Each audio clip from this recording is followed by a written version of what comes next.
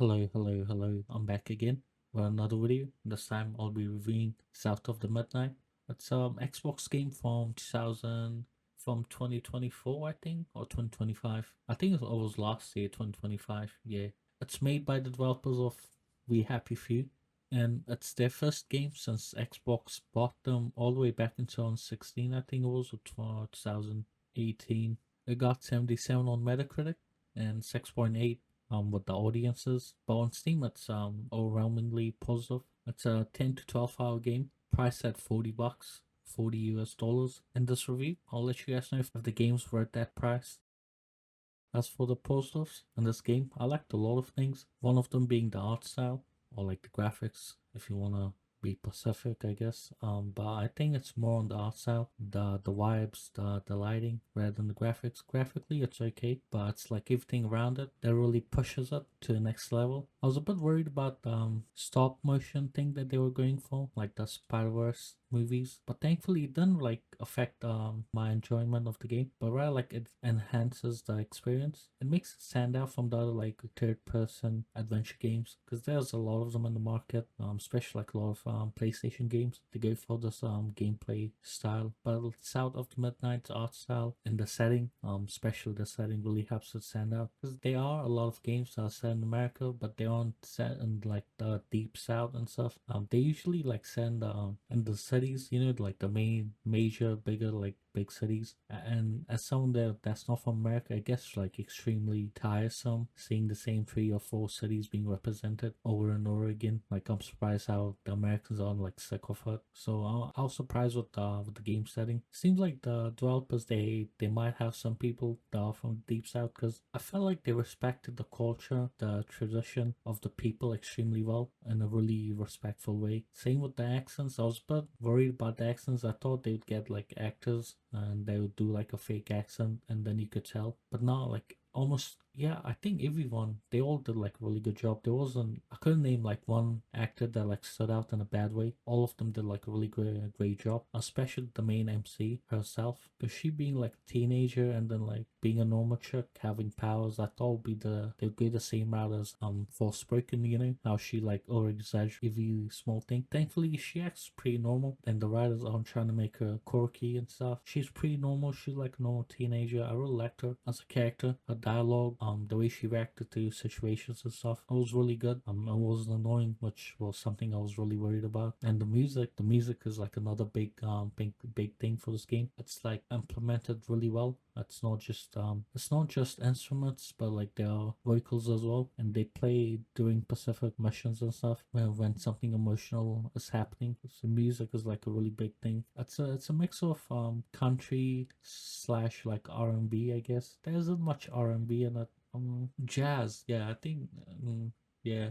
Rather than R&B, I think it's like jazz and country, and it's all done really well. It's all like original music. I'm pretty sure it's like written and recorded for this game, and none of the music is like annoying or like gets in the way of the experience. It really complements the moment that's playing on. They did like a great job again. You can turn it off in the settings. I felt like if you don't mess with it, but from what I've seen, most people really enjoyed the music. And then the last but not least, the biggest thing for me was the writing. The story, it was really well done. I really liked it. Again, the dialogues written in a really normal way. It didn't like none of the characters that felt fake. They all felt real. And the voice actors, again, they did a good job of delivering it as well. But I think if the writing wasn't that good, the actors and actresses, they couldn't do much with it. So the story has like a lot of serious and messed up moments within it. So I would say be cautious if you're like a bit weak to that stuff. But thankfully they didn't linger on those messed up moments a lot. They didn't drag it out and stuff. And yeah, I think that's it for the poster. There's like a really great job. The art style, the music, the voice acting, the writing, the story itself. Well, let's get into the negatives. The biggest negative for this game would be the gameplay. Don't worry, it's not all bad. It's very safe, I would say. There's platforming, combat, and then a story sequence. Basically, there isn't even like a puzzle solving section, because most third person adventure games like this, they have like puzzle solving, platforming, and then like a action sequence. This game only has two of those. It's like the combat and then the platforming. Platforming is good. When you fall off and stuff, you do lose health, which I liked. I thought that was great. Makes you a bit more wary of your like jumps and stuff here and there. You know, you have to be a bit more cautious. You can't just like freestyle it. You know, it makes you really think about what you're platforming and stuff. And I really liked it. But as for like the combat, I'll say the big one would be the enemy types. There isn't a lot of them, and each and every combat sequence is extremely predictable. They don't really play around with it and try to like mix it up, and I think that kind of like drags out the game a bit. But the gameplay itself, like the platforming, the combat, like it's responsive, it's fun. The sound, they did a good job of with the sound design. The animations for the combat is good, both for the enemies and for you. It's just like the enemy type and the combat just being safe, but the combat is not easy. I still died a lot. I was playing on the normal difficulty. So if you don't mind safe and predictable combat sequences, I don't think it's gonna be a big negative for you. I think you'll just cruise through it and have fun with the game. And it's something I don't really care about that much too. So I'm not gonna linger on this point too much. I'm just gonna move on. Another negative would be the small hiccups here and there. Sometimes you get stuck on the environment while you're doing platforming. It's nothing serious, and then there's like a bit of problem with the lighting itself. And some areas it kind of like bugs out. It starts like flickering. That's nothing serious. I have epilepsy, so it doesn't affect me. If you have epilepsy, don't worry, it's not gonna like cause a problem for you. It's very minor. It's like, but it is there, so it can't take you out of the game. And the last negative for this game would be the price.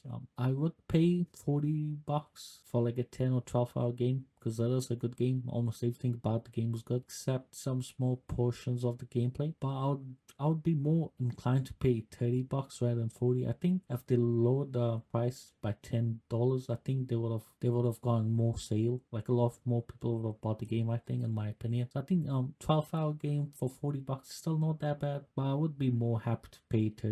So yeah, I guess that would be like another negative. If you have the money and you're looking for a short and enjoyable game, I'll say go for it. That's probably not a negative for you guys. But if you're like someone that's a bit tight with their money and stuff, I'll say hold on for a sale and then get this game for like $30. If you get it for 20, I think this is probably like a masterpiece for you, because for $20 you're probably getting a extremely good game. Even at 30, I think you'd be happy. Just 40 is a bit too much, but I would still pay for it because it is a good game.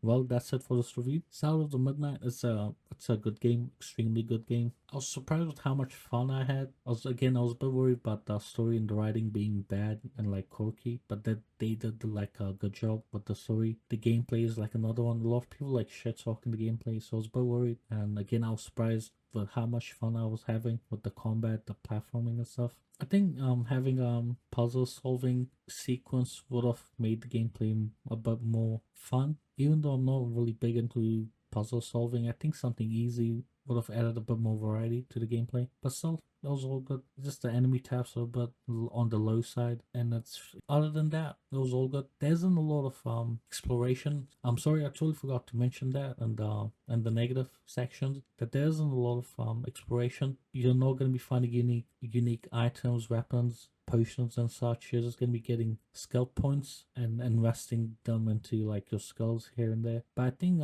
having a bit more exploration would have made the game better, in my opinion, because they do have environments built, but there isn't a lot to do in those environments, you know, in those sections. I think having like funny little Easter eggs like Halo Infinite would have made the exploration more rewarding, or like environment storytelling, something Dragon Ball Kakarot does a good job with. But nonetheless, I think it's still worth $40, because I know a lot of people be playing this game as it released on PlayStation, I think last week or 3 days ago. I think it's been 3 days since it released on PlayStation, and I would recommend to get it.